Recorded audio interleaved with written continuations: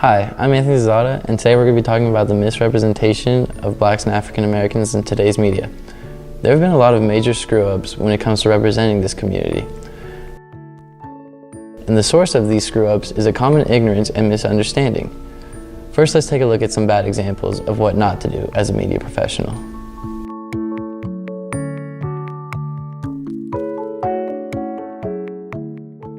Here we can see that the media pushes racially charged statements, and although the article is about a racist restaurant owner, they unnecessarily use quotes about race that add no substance to the article. Another prime example is the famous O.J. Simpson case. Times darkened his image to make him appear more criminal-like and more menacing.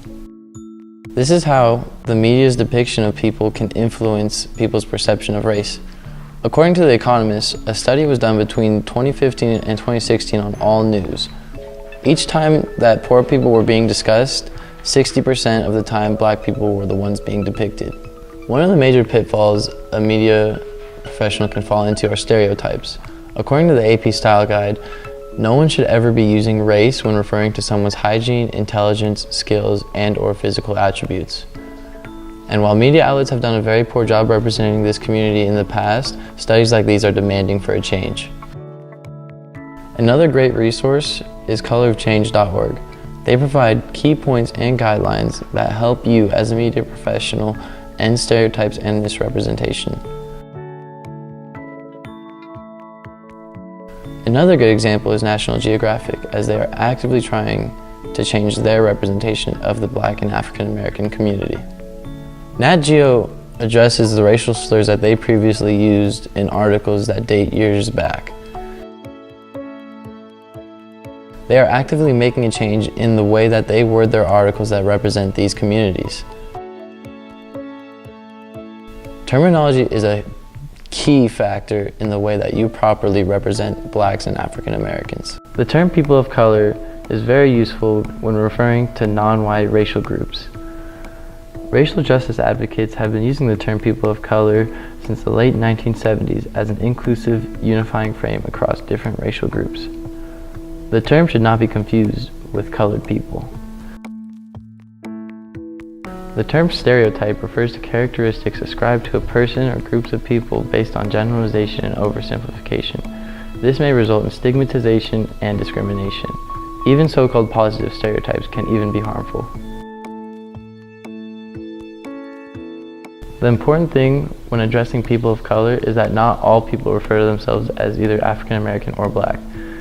You should never assume and always ask how a person wants to be referred to. In addition to that, according to the AP Style Guide, even though black is the politically correct term, you should always lowercase the b. According to raceforward.org, the term colorism refers to discrimination based on the person's skin color, which often privileges people with whiter skin colors at the top of the racial group and positioning people with darker skin colors at the bottom of the racial hierarchy. This refers back to the O.J. Simpson example that we showed you guys earlier, where they darkened the image of O.J. Simpson because darker skin is commonly referred with criminality. According to raceforward.org again, implicit bias refers to attitudes that unconsciously affect our decisions and actions. People often think as bias is intentional, for example, someone saying something racist. However, brain science has shown that people are often unaware of their bias, and the concept of implicit bias is just as harmful. To get rid of implicit bias, it is important to talk about race explicitly and to take steps to address it. Now that we've gone over some relevant terminology, let's go over some solutions.